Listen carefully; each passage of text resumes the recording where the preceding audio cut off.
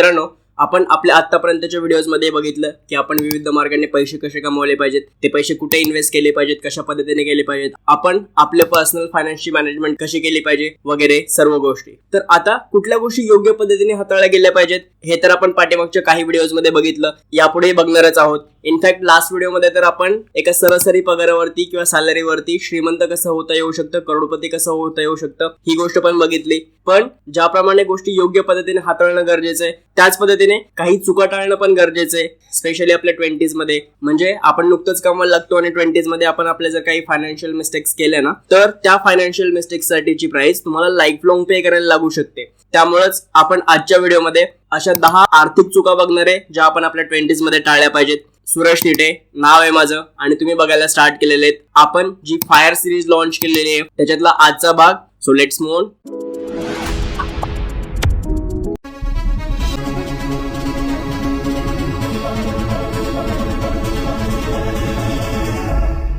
सगळ्यात पहिली आणि महत्वाची चूक जी खूप कॉमन आहे आणि जवळपास सगळीच लोक ती करतात,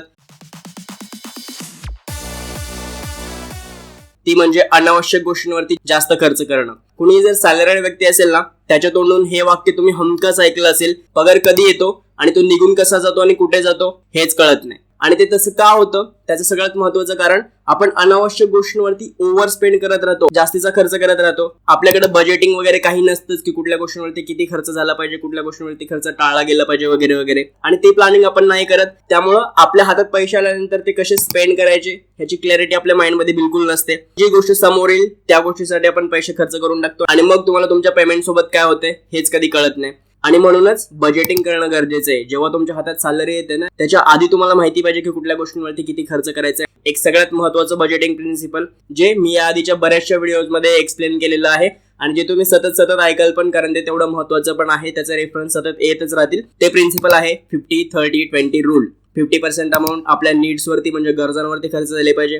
30% अमाऊंट तुमच्या वॉन्ट्स अँड डिझायर्स वरती म्हणजे इच्छा आणि आकांक्षा अपेक्षा या गोष्टींवरती खर्च झाली पाहिजे. जसं तुम्हाला पार्टी करायचंय, बाहेर फिरायला जायचंय किंवा अजून काही गोष्टी एन्जॉयमेंटसाठी करायच्या त्या सगळ्या गोष्टींसाठी. 20% अमाऊंट तुमच्या अगदी पहिल्या सॅलरीपासून इन्व्हेस्टच झाली पाहिजे. आणि ते 20% इन्व्हेस्ट कसं करायचं हे आपण लास्ट व्हिडिओमध्ये ऑलरेडी बघितलेलं आहे. तुमचे पर्सनल फायनान्सेस मॅनेज करण्यासाठी बजेटिंग ही खूप जास्त महत्वाची गोष्ट आहे. अदरवाईज तुमच्या अनावश्यक गोष्टींवरती ओव्हर स्पेंडिंग होत राहणार आहे आणि तुम्हाला त्याचा हिशोब कधीच लागणार नाहीये. त्यामुळे या सर्व गोष्टी अवॉइड करा. तुमच्याकडे जे काही पैसे इन हँड येणार आहेत त्याचं बजेटिंग व्यवस्थित करायला शिका. मिस्टेक नंबर 2,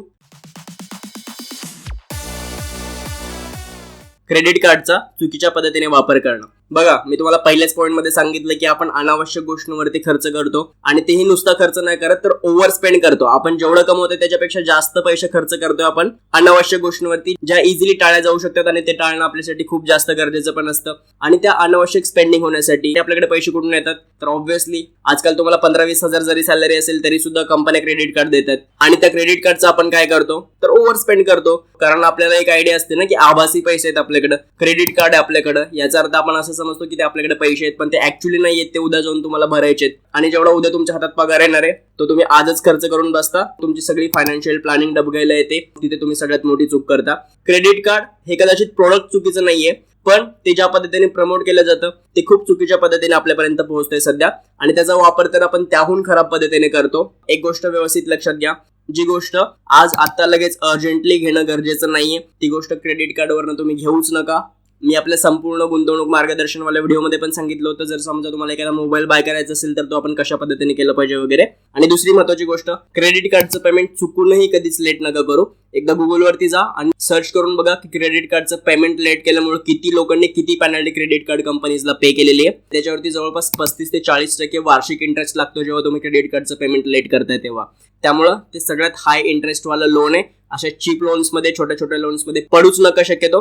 पण क्रेडिट कार्डचा स्मार्ट यूज करणं पण पॉसिबल आहे, पण त्याच्यासाठी फायनान्शियल डिसिप्लिन आणि फायनान्शियल अंडरस्टँडिंग गरजेचं आहे. क्रेडिट कार्डचा स्मार्ट यूज पण कसं करतो याच्यावरती आपण कधीतरी परत एकदा सेपरेट व्हिडिओ बनवू, तेव्हा मी तुम्हाला सगळ्या गोष्टी सांगेन. पण आपण आपल्या 20s मध्ये जर क्रेडिट कार्डचा चुकीच्या पद्धतीने वापर करायला लागलो तर तुमचं फायनान्शियल बर्डन हळूहळू ओव्हर द पिरियड वाढत जाणार आहे आणि तुम्हाला चुकीच्या फायनान्शियल सवयी पण लागणार आहेत. त्यामुळे क्रेडिट कार्डच्या चुकीच्या वापरापासून दूर राहा. मिस्टेक नंबर 3, इमर्जन्सी फंड तयार न करणं. आजचं जग एवढं अनसर्टेन आहे किंवा अनप्रेडिक्टेबल आहे. काही गोष्टी आपल्या कंट्रोलमध्ये आणि आपल्या हातामध्ये कधीच नसणार आहेत. जसं तुम्ही आता दर काही महिन्यांनी पेपरमध्ये न्यूज वाचताय की काही लोकांना जॉबवरून काढून टाकलं, एखाद्या कंपनीने 15,000 एम्प्लॉईज ले ऑफ केले वगैरे वगैरे. त्यामुळे जॉब लॉस सारख्या गोष्टी असतात. किंवा समजा आपण रस्त्याने चाललोय आणि आपला ऍक्सिडेंट झाला, त्यातून रिकव्हर होण्यासाठी लागणारे एक्सपेन्सेस तर वेगळ्या प्रकारे, पण समजा जर तुम्हाला 3-4 महिन्यांसाठी बेड रेस्ट घ्यायला लागली, तोपर्यंत 3-4 महिन्यांचं पेमेंट तुम्हाला कंपनी पे करणार आहे ही काही खात्रीशीर गोष्ट नाहीये. किंवा समजा तुम्हाला घराचं रिनोव्हेशन करायचंय, घरामध्ये अजून काही फर्निचर्स वगैरे अशा कुठल्याही गोष्टी करायच्या, त्याच्यामुळे जो असा अचानक येऊन खर्च पडतो ना आपल्यावरती, त्या खर्चाचं नियोजन करणं खूप जास्त गरजेची गोष्ट आहे आजच्या काळामध्ये. याच्यावरती एक पूर्ण सेपरेट व्हिडिओ बनवलेला आहे 17-18 मिनिटांचा, मी तो पण जाऊन बघा. आपण जेव्हा वयाने तरुण असतो ना, तेव्हा आपल्यापैकी बरेच जण एमर्जन्सी फंड तयार करणं इग्नोर करतात, पण असं करणं ही आपली चूक असू शकते. त्यामुळे जेव्हा तुम्ही कमवायला लागले त्याच्यानंतर 1 वर्षाच्या आतमध्ये एमर्जन्सी फंड आपण तयार केला पाहिजे. आपला एमर्जन्सी फंड कमीत कमी आपल्याला 6 महिन्यांच्या गरजांचा खर्च भागवता आला पाहिजे इतका असला पाहिजे, आणि आयडियली 12 महिन्यांच्या गरजांचा खर्च भागवू शकेल एवढा पाहिजे. आणि तो पार्क कुठे करायचा, आपल्या रेग्युलर सेव्हिंग अकाउंटला करायचा किंवा मग त्याचं वेगळं अकाउंट काढायचं, त्याचं डेबिट कार्ड असलं पाहिजे की नसलं पाहिजे, या सर्व प्रश्नांची उत्तरं मी जो त्याच्यावरती एक सेपरेट व्हिडिओ बनवलेला आहे त्या व्हिडिओमध्ये दिलेले आहेत. तो व्हिडिओ तुम्ही जाऊन बघा, आपला इमर्जन्सी फंड तयार करून घ्या. असं जर आपण नाही केलं तर मग ती आपली आर्थिक चूक ठरू शकते. मिस्टेक नंबर 4, लवकर श्रीमंत करून देणाऱ्या स्कीम्स मध्ये फसणं. श्रीमंत होणं हे आपलं स्वप्न असावं, त्याच्यामध्ये काही वाईट नाहीये, पण लगेच श्रीमंत होणं किंवा आत्ता श्रीमंत व्हायचंय, लवकर श्रीमंत व्हायचंय, याच्यामुळं तुम्ही लवकर झालात तर भिकारीच व्हाल, पण श्रीमंत नाही होणार आहेत. आणि जेवढ्या लवकर तुमच्याकडे पैसे येतील तेवढ्या लवकर ते जाणार पण असतात, आणि या सगळ्या योजना फसव्या असतात. आधीच्या काळात काय व्हायचं, तुम्ही 1,000 रुपये द्या, आम्ही लवकरात लवकर त्याचे 2,000 रुपये करू, किंवा तुम्ही 1,00,000 रुपये द्या, लवकरात लवकर आम्ही तुम्हाला 2,00,000 रुपये रिटर्न करू. असे सुरुवातीच्या काही लोकांना रिटर्न केले पण गेले असतील, आणि त्याच्यानंतर मग काय होतं, सहारा स्कॅम सारखे 50,000 करोड रुपयांचे घोटाळे होतात आणि लोकांचे करोडो रुपये घेऊन हे सगळे लोक पळून जातात. आता ह्याचं प्रमाण कमी झालं असलं तरी पण आता कुठल्या स्वरूपामध्ये हे लवकर श्रीमंत करून देणारे लोक तुम्हाला फसवतात.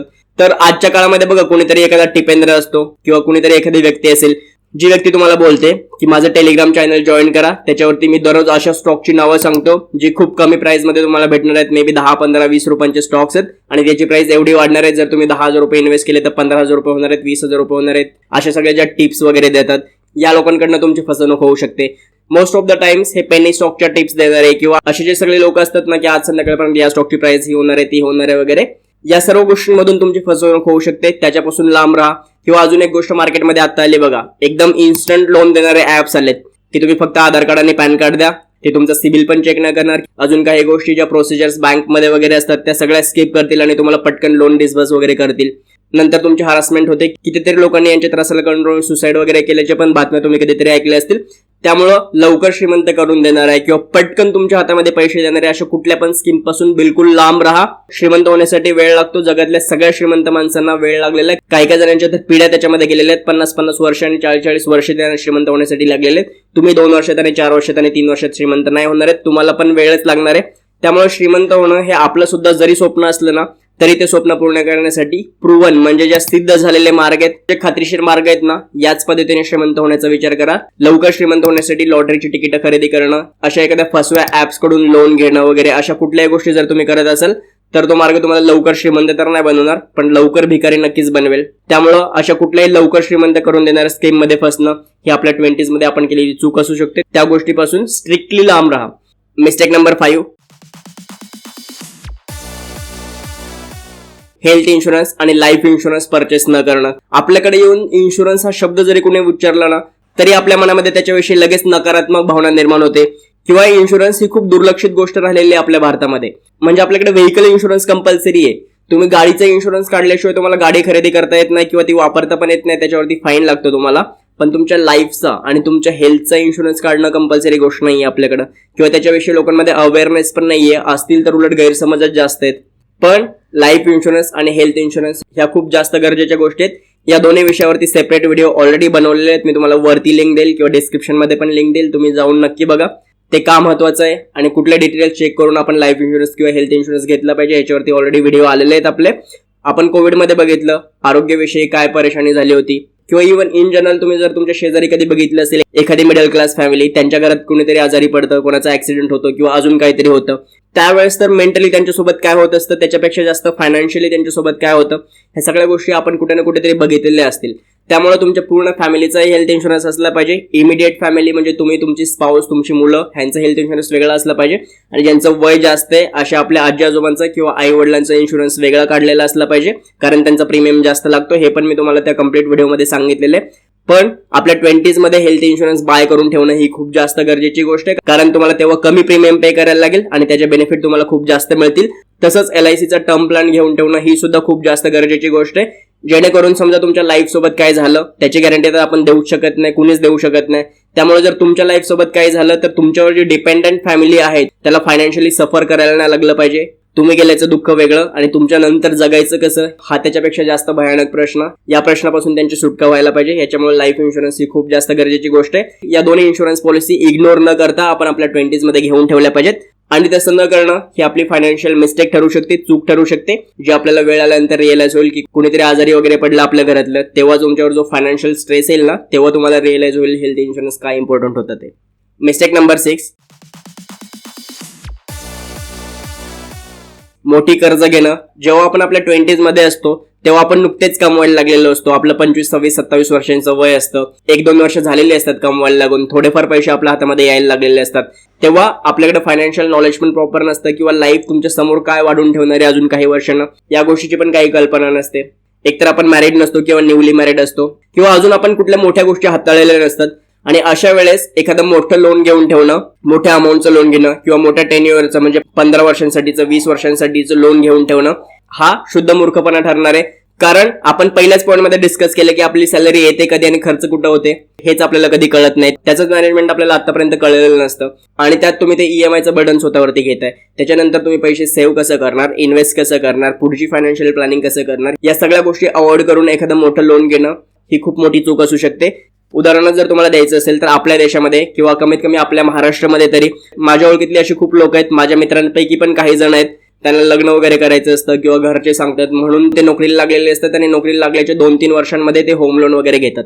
आणि त्याच्या पाठीमागे त्यांचं रिझन काय असतं, आपण रूमसाठी 10,000 ते 12,000 रुपये रेंट ऑलरेडी देतोय, याच्यामध्ये 5-7 हजार रुपये ऍड केले तर 20,000 रुपये बँकेचा EMI पे होईल, आपली प्रॉपर्टी पण बनेल.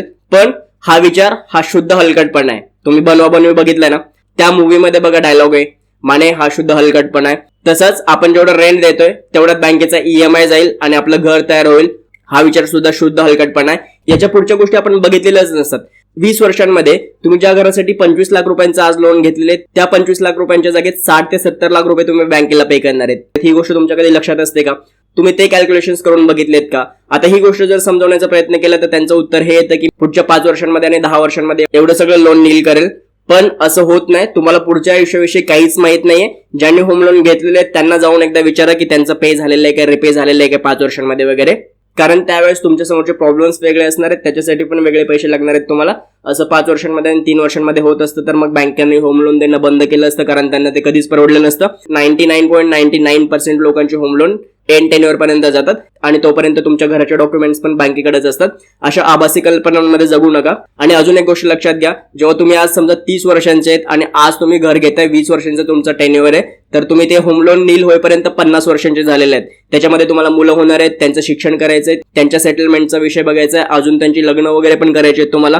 ह्या सगळ्या गोष्टींच्या खर्चांसाठी पैसे कुठून आणणार आहेत जेव्हा तुमच्या सॅलरीचा अर्ध्यापेक्षा जास्त भाग बँकेला चाललाय तेव्हा? आणि त्याच्यानंतर पण किती वर्ष कामासाठी राहिलेले? तुम्ही 55-60व्या वर्षी रिटायर होणार आणि 50व्या वर्षीपर्यंत तर तुम्ही एकच लोन नील करताय. याला काय अर्थ आहे? तोपर्यंत तर तुमचं कमवायचं आयुष्य संपून गेलेलं आहे. त्यामुळं असे कुठलेही मोठं लोन इन्फॉर्मेशन प्रॉपर असल्याशिवाय किंवा आपल्याकडे असे काहीतरी रिसोर्सेस असल्याशिवाय घेणं ही खूप मोठी चूक असू शकते आणि तुम्हाला ते खूप लेट रिअलाइज होईल. आणि जेव्हा रिअलाइज होईल ना तेव्हा तुमच्या हातामध्ये वेळ नसणार आहे. तुम्ही कुठल्याही श्रीमंत व्यक्तीकडे बघा, ते लोक जेव्हा लोन घेतात ना तेव्हा ते पर्सनल लोन, होम लोन किंवा क्रेडिट कार्डवरचे चीप तुमचे लोन हे असले लोन नाही घेत. ते लोक घेतील तर बिझनेस लोन घेतील. कारण समजा तुम्ही 10 लाख रुपयांचा बिझनेस लोन घेतलेला आहे आणि 3 वर्षांचा टेन्युअर आहे, तर त्यांना माहिती आहे त्या 3 वर्षांमध्ये त्या 10 लाख रुपयांचे ते 40 आणि 50 लाख रुपये करणार आहेत आणि बँकेला फक्त 2-3 लाख रुपयांचा इंटरेस्ट देणार आहेत. त्या गोष्टीमध्ये ते प्रॉफिटमध्ये असणार आहेत. ते डेड इन्व्हेस्टमेंट करण्यासाठी वगैरे लोन नाही घेत आहेत. सो ही गोष्ट व्यवस्थितपणे लक्षात ठेवा. आपल्या 20s मध्ये मोठ्या अमाऊंटचं, मोठ्या इंटरेस्ट रेटचं आणि लॉंग टेन्युअरचं लोन कधीच नाही घ्यायचं. याचा अर्थ होम लोन हे प्रोडक्ट चुकीचं आहे का? तर बिलकुल नाही. ते प्रोडक्ट योग्यच आहे, पण त्याचा योग्य प्रकारे वापर कसा करायचा ही अंडरस्टँडिंग आपली डेव्हलप व्हायला अजून वेळ आहे. आपल्याला त्या गोष्टीविषयी माहित नाहीये. बँकेच्या कुठल्याही लोनचं जे कमीत कमी इंटरेस्ट वरती मिळतात, 8-10% आतमधल्या इंटरेस्ट वरती मिळतात ना, त्या गोष्टींचा आपल्या फायद्यासाठी उपयोग करून घेता येऊ शकतो, पण आपल्या 20s मध्ये नाही घेता येऊ शकत. मे बी तुम्ही 30s मध्ये किंवा लेट 30s मध्ये जेव्हा फायनान्शियली स्ट्रॉंग झालेले असाल ना, तेव्हा तुम्हाला ह्या गोष्टींचा स्वतःच्या फायद्यासाठी वापर करून घेता येऊ शकतो बँकेच्या फायद्यापेक्षा. त्याच्यावरती मी परत कधीतरी सेपरेट व्हिडिओ बनवेन आणि तुम्हाला सांगेल डिटेलमध्ये कसं ते. याच मुद्द्यामध्ये अजून एक छोटासा पॉईंट मी तुम्हाला सांगतो. इंटरेस्ट म्हणजे व्याज ही जी टर्म आहे ना, ती दोन पद्धतीने वापरता येते. जे गरीब लोक असतात ना, ते व्याज देतात, ते बँकांकडनं लोन घेऊन व्याज देतात, ते क्रेडिट कार्डचं पेमेंट लेट करतात आणि मग त्याच्यावरती व्याज देतात, म्हणजे इंटरेस्ट पे करतात. आणि जे श्रीमंत लोक असतात ना, ते व्याज कमवतात, ते स्टॉक मार्केटमध्ये इन्व्हेस्ट करतात आणि त्याच्यावरती रिटर्न्स कमवतात.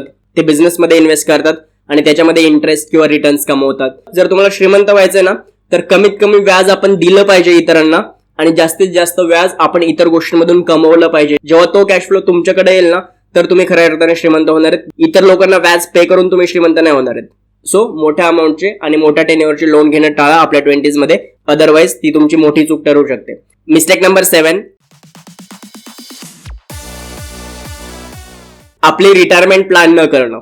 आता तुम्ही म्हणाल 20s मध्ये नुकतंच कमवायला लागल्यानंतर रिटायरमेंटसाठी प्लॅनिंग कोण करतं किंवा रिटायरमेंटसाठी पैसे कोण सेव्ह करतं, ते करणं लगेच गरजेचं आहे का? तर याचं उत्तर आहे हो. तुम्ही आतापासूनच रिटायरमेंटचा विचार केला पाहिजे. आपला काय समज असतो, आपण नुकतेच कमवायला लागले होतो, आता तर 27-28 वर्षांचं वय आहे, रिटायरमेंटला अजून खूप वेळ आहे, आपल्या समोर पूर्ण आयुष्य पडलेलं आहे. पण खरंच तुमच्या समोर आयुष्य पडलंय का? काय रिटायरमेंटची एज असणार आहे तुमची? 55 वर्ष, जास्तीत जास्त 60 वर्ष. त्याच्यानंतर तुम्ही 10-20 वर्ष जगलात जरी, तरी मला सांगा तुमच्या शरीराची कॅपॅसिटी असणार आहे का तुम्ही आता जेवढी मेहनत करताय तेवढी मेहनत करण्याची? ऑब्व्हियसली नसणार आहे. तुम्ही तुमच्या वडिलांकडे बघा, 55-60 वर्षांच्या नंतर माणसाची कमवण्याची कॅपॅसिटी नसते. तुम्ही ज्या कुठल्या जॉबवरती काम करताय तिथून तुम्हाला रिटायर व्हायला लागतं. ती कंपनी पण तुम्हाला मॅनपॉवर म्हणून कन्सिडर करणार नाहीये. तुम्ही वॉचमॅन वगैरे बनून फार फार तर छोटे मोठे 10-5 हजार रुपयांची जॉब करू शकता, त्याच्या पलीकडे जास्त काही करू शकत नाही. बरोबर? 55-60 वर्ष आपलं वय व्हायला वेळ किती उरलाय? फार फार तर 30 वर्ष. जेवढी तुम्ही आता इथून पाठीमागे खर्च केले तेवढीच समोर फक्त उरलेत आपल्या. मग तुम्ही पाठीमागची 30 वर्ष कशी स्पेंड केलीत आणि कसा हा वेळ निघून गेला तुम्हाला कळलं का? त्यामुळे पुढची 30 वर्ष पण कशी जाणार हे पण आपल्याला कळणार नाहीये. सो रिटायरमेंटच्या नंतर जे 20 वर्ष जगण्याचे एक्सपेक्टेशन्स आहेत आपले, त्या एक्सपेक्टेशन्स किंवा ती लाईफ सुरळीत करण्यासाठी तुम्हाला आतापासूनच रिटायरमेंटच्या प्लॅनिंगसाठी इन्व्हेस्ट करणं, थोडेफार पैसे सेव्ह करणं खूप जास्त गरजेची गोष्ट आहे. याचं एक खूप चांगलं उदाहरण आहे माझ्याकडं. आपण 40व्या वर्षी रिटायर व्हा या विषयावरती जो व्हिडिओ बनवला होता ना, त्याच्या खाली एक कमेंट होती बघा. मी तुम्हाला इथं कमेंट दाखवतोय. त्या व्यक्तीचं म्हणणं आहे की माझं वय 55 वर्ष आहे, आता ऑलरेडी माझ्या हातातून वेळ निघून गेलेला आहे, पुढच्या 3 वर्षांमध्ये मी इन्व्हेस्ट करून जास्तीत जास्त पैसे कसं कमवू शकतो, ह्याच्यावरती काही ऍडवाइस आहे का तुमच्याकडं? ऍक्च्युली मी माझ्या व्हिडिओवरच्या प्रत्येक कमेंटला काही ना काहीतरी रिप्लाय देत असतो, पण ही एकच कमेंट आहे ज्याला फक्त लाईक करून सोडून दिलेलं आहे, कारण ह्याचं उत्तर माझ्याकडे पण नाहीये. 3 वर्षांमध्ये तुम्ही किती पैसे इन्व्हेस्ट करणार आहेत आणि किती कमवणार आहेत, ती गोष्ट तुमची रिटायरमेंट लाईफ सेव्ह करू शकते का? तर ऑब्व्हियसली नाहीये. याचं उत्तर माझ्याकडे पण नाहीये. अजून तुम्ही कुठल्याही फायनान्शियल एक्सपर्ट्सला वगैरे विचारलं तर त्यांच्याकडे पण हेच आन्सर असणार की 3 वर्ष एवढा मोठा पिरियड नाहीये. 3 वर्षांमध्ये तुम्ही इतकी अमाऊंट नाही कमवू शकत की तुम्ही तुमची पुढची 10-20 वर्ष व्यवस्थित जगू शकाल. सो जस्ट थोडासा सायकोलॉजीचा विचार करा की 55 वर्षाच्या व्यक्तीला हा प्रश्न पडतो की आपल्या रिटायरमेंटसाठी आता आपण काही कमवायला लागू शकतो का? तर तेव्हा हातातून वेळ निघून गेलेली असते, तेव्हा करण्यासारखं आपल्याकडे काही उरलेलं नसतं. आपल्या हेल्थ वगैरेचे प्रॉब्लेम्स ऑलरेडी स्टार्ट झालेले असतात. त्यामुळेच आपले रिटायरमेंट प्लॅनिंग आता करायला घेणं आणि छोटी छोटी अमाऊंट रिटायरमेंट प्लॅनिंगसाठी इन्व्हेस्ट करणं खूप जास्त गरजेची गोष्ट आहे. आणि आतापासूनच रिटायरमेंटसाठी इन्व्हेस्ट करण्याचा अजून एक मोठा बेनिफिट काय माहिती आहे? जरी तुम्ही आता छोट्या छोट्या अमाऊंट इन्व्हेस्ट केल्यात ना रिटायरमेंटसाठी, तरी तुमच्या त्या पैशांना ग्रो करण्यासाठी 25 ते 30 वर्ष किंवा त्याच्यापेक्षा जास्त वेळ तुमच्या हातामध्ये आहे. आणि एवढ्या मोठ्या वेळेमध्ये तुम्ही जी छोटी छोटी अमाऊंट इन्व्हेस्ट करताय ना, ती वाढून खूप मोठी होऊ शकते. त्याच्यामध्ये तुम्हाला कंपाऊंडिंग इंटरेस्ट म्हणजे चक्रवाढ व्याजाचा फायदा करून घेता येऊ शकतो. याच्याविषयी मी आधीच्या व्हिडिओजमध्ये पण बोललेलो आहे. आपण 40 वर्षाच्या आतमध्ये रिटायर कसं होऊ शकतो ह्याच्यामध्ये पण बोललेलो आहे, किंवा SIP वगैरे वरचा व्हिडिओ जर तुम्ही माझा बघितला असेल तर त्याच्यामध्ये पण याच्याविषयी मी ऑलरेडी बोललेलो आहे. त्यामुळं आपण आपल्या 20s मध्येच रिटायरमेंट प्लॅनिंगसाठी इन्व्हेस्ट करायला सुरुवात करणं गरजेचं आहे. तसं आपण नाही केलं तर अगेन ती आपली एक फायनान्शियल मिस्टेक ठरू शकते. मिस्टेक नंबर 8, टॅक्स प्लॅनिंग न करणं. आपल्याकडे टॅक्स वगैरे प्लॅन करणं या गोष्टीविषयी कोणी विचारच नाही करत. आपण जेव्हा कमवायला लागतो आणि तुमचं पॅकेज 7-8 लाख रुपयांच्या वरती जातं, म्हणजे तुम्ही टॅक्स स्लॅबमध्ये येता, तर तुम्ही ना बरीच वर्ष टॅक्स पे करत राहता आणि त्याच्यानंतर तुम्हाला लक्षात येतं की अरे आपण हेल्थ इन्शुरन्स घेतला असता तर त्याचा प्रीमियम जेवढा आपण पे करतोय त्याच्यावरती द्यायचा टॅक्स आपण वाचू शकलो असतो. आपण जर लाईफ इन्शुरन्स घेतला असता तर त्याचा प्रीमियम जेवढा पे करतोय त्याच्यावरती आपण टॅक्स वाचवू शकलो असतो. आपण जर equity link saving scheme ELSS वाले जे म्युच्युअल फंड्स वगैरे असतात त्याच्यामध्ये जर आपण इन्व्हेस्टमेंट केली असती तर त्या अमाऊंटवरचा टॅक्स आपल्याला वाचवता आला असता. या सर्व गोष्टींविषयी आपल्याला माहितच नसतं. आपण काही वर्ष टॅक्स गव्हर्नमेंटला पे करतो आणि त्याच्यानंतर आपल्याला जाग येते की या सगळ्या गोष्टी आपण केल्या पाहिजेत, तर आपण काही पैसे अजून जास्त वाचवू शकतो. म्हणून आपण आपल्या 20s मध्येच जेव्हा तुमचं पॅकेज एवढं झालं की तुम्ही टॅक्स स्लॅबमध्ये यायला लागलेले आहेत, तुम्ही एवढे कमवायला लागलेले आहेत की तुम्हाला टॅक्स पे करणं गरजेचं आहे आता, त्यावेळेस पासूनच टॅक्स प्लॅनिंग करायला घ्या. कुठे टॅक्स रिड्यूस होऊ शकतो, अंडर सेक्शन 80C कुठल्या कुठल्या गोष्टींवरती टॅक्स एक्झम्पशन मिळतं, अजून कुठल्या गव्हर्नमेंटच्या स्कीम्स वगैरे आहेत का ज्याच्यातून तुमचा टॅक्स वाचू शकतं, या सगळ्या गोष्टींवरती लक्ष द्या. तुम्हाला जर ह्याच्यातलं काही माहित नसेल तर एखाद्या फायनान्शियल ऍडवायझरकडे जा, त्याच्याकडून ऍडवाइस घ्या की कुठल्या कुठल्या गोष्टींमध्ये टॅक्स वाचवू शकतो आपण. तो 4-2 हजार रुपये तुमच्याकडनं नक्कीच घेईल, पण तुमचा मोठा फायदा करून देईल. त्यामुळे गव्हर्नमेंटला टॅक्स पे करण्यापेक्षा त्या टॅक्सची प्लॅनिंग कशी केली पाहिजे, टॅक्स वाचवू कसं शकता, या गोष्टींवरती सुरुवातीपासूनच लक्ष द्या. लॉंग टर्म मध्ये प्रॉफिटमध्ये राहाल. तुम्ही 10 वर्षांसाठी टॅक्स पे केलाय आणि त्याच्यानंतर तुम्हाला या सगळ्या गोष्टी जर आठवायला लागल्या तर अगेन तुमची ती एक फायनान्शियल मिस्टेक असू शकते. मिस्टेक नंबर 9, योग्य वयामध्ये गुंतवणूक करायला स्टार्ट न करणं.